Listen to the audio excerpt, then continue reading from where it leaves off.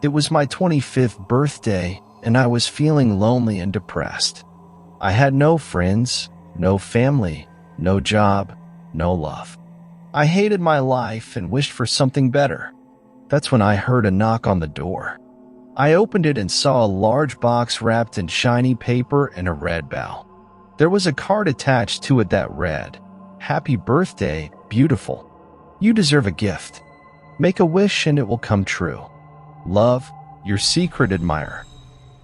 I was curious and excited. Who could have sent me this? What was inside?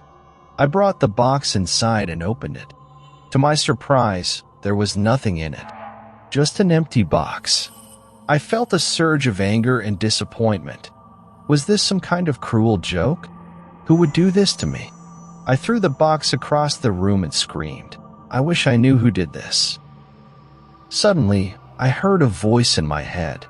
It was deep and sinister, and it said, "Wish granted." I felt a sharp pain in my chest, as if someone had stabbed me. I looked down and saw blood dripping from my heart. I collapsed on the floor, gasping for air. The voice spoke again. "You should have been more careful with your wish. You see, I am the one who sent you the gift. I am a demon who feeds on human souls. And I have a special interest in you. You are my chosen one. The one I have been watching for a long time. The one I have been waiting for. The one I love." I tried to speak, but I couldn't. I felt my life slipping away. The voice continued, "You wanted to know who I am. Well, now you do. And you will be with me forever. In hell. Happy birthday, my darling." The last thing I saw was his face. It was horrible. It was twisted and evil. It was smiling. It was the end. The last thing I saw was his face. It was horrible. It was twisted and evil. It was smiling. It was the end. Or so I thought. But then, something miraculous happened. I felt a warm light enveloping me. I heard a gentle voice in my head. It was soft and sweet, and it said, "Wish granted." I opened my eyes and saw a beautiful woman standing over me. She had long blonde hair and bright blue eyes. She was wearing a white dress and had a pair of wings on her back. She was an angel. She smiled at me and said, "Don't be afraid. I am here to save you. You see, I am the one who sent you the gift. I am an angel who grants wishes to those who are in need. And I have a special interest in you. You are my chosen one. The one I have been watching for a long time. The one I have been waiting for. The one I love." I was stunned. I couldn't believe what I was hearing. How could this be? She explained, "You wanted to know who did this. Well, now you do. And you will be with me forever. In heaven. Happy birthday, my darling." She touched my chest and healed my wound. She lifted me up and embraced me. She kissed me and said, "Let's go. We have a lot to celebrate." She spread her wings and flew away with me. It was the beginning. We soared through the sky, leaving behind the world of pain and sorrow. She held me close to her, and I felt her warmth and love. She looked at me with her radiant eyes, and I felt her happiness and joy. She said, "You have no idea how long I have waited for this moment. How long I have watched over you. How much I have loved you." I asked, "But why me? What makes me so special?" She said, "You are special because you are you. You are kind, brave, honest, and loyal. You have a pure heart and a strong spirit. You have faced many hardships and challenges, but you never gave up.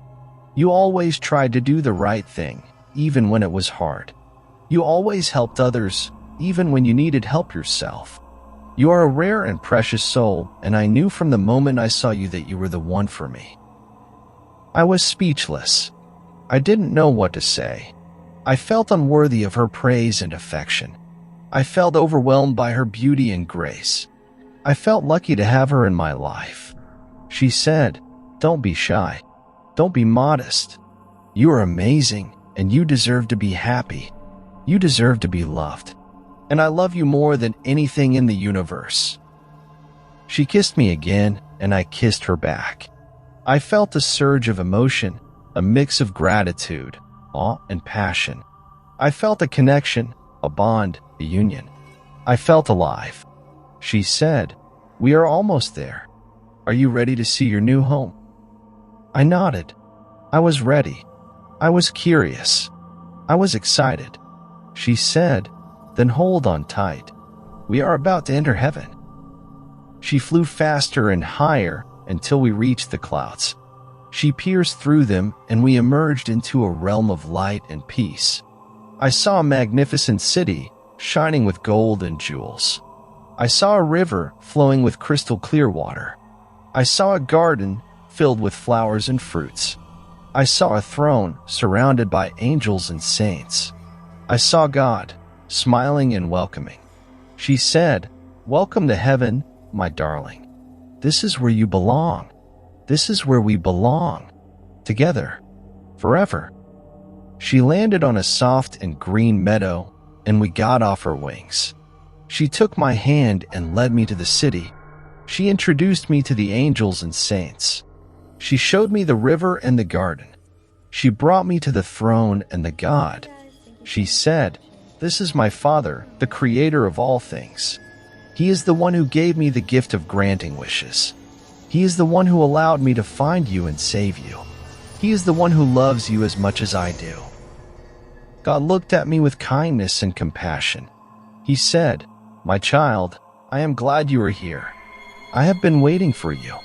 I have a plan for you, a purpose, a destiny. You are a part of my family, and I have a place for you in my kingdom. You are a part of my story, and I have a role for you in my glory. You are a part of my love, and I have a partner for you in my daughter. She is your angel, and you are her human. She is your guardian, and you are her beloved. She is your wife, and you are her husband." He took a ring from his finger and gave it to me. He said, "This is a symbol of your marriage, a sign of your commitment, a seal of your covenant. Wear it with pride and honor. Wear it with faith and hope. Wear it with love and joy." I took the ring and put it on my finger. It fit perfectly. It felt right. It felt good. She took another ring from her finger and gave it to me. She said, "This is a symbol of our love, a token of our affection, a reminder of our bond. Give it to me with tenderness and care. Give it to me with respect and trust. Give it to me with love and passion." I took the ring and put it on her finger. It fit perfectly. It felt right. It felt good. We looked at each other and smiled. We hugged and kissed. We said, "I love you." God said, "I now pronounce you husband and wife. You may kiss the bride." We kissed again, and everyone cheered. We were happy. We were blessed. We were in heaven. It was the best birthday ever.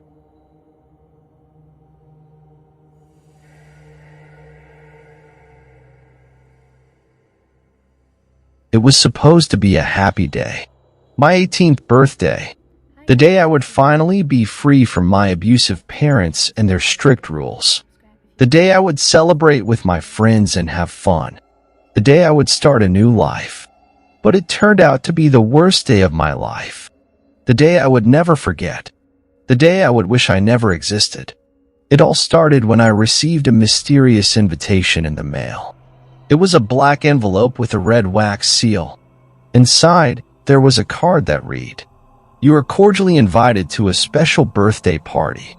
Date, February 20th, 2024. Time, 8 p.m. Location, 13 Elm Street.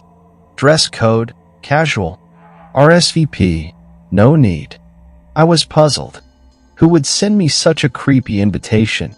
I didn't know anyone who lived at 13 Elm Street. I didn't even know there was a 13 Elm Street. I checked the map on my phone and found out it was an abandoned house at the edge of town. A house that was rumored to be haunted by the ghosts of a family that was murdered there. I thought it was a prank. A sick joke by someone who hated me. Maybe one of my bullies at school. Maybe one of my parents' enemies. Maybe one of my exes. I decided to ignore it and throw it away. I had other plans for my birthday. I was going to sneak out of the house and meet my friends at the mall. We were going to watch a movie, eat pizza, and have a blast. But when I got to the mall, I realized something was wrong. None of my friends were there. I called them, but none of them answered. I texted them, but none of them replied. I checked their social media, but none of them posted anything.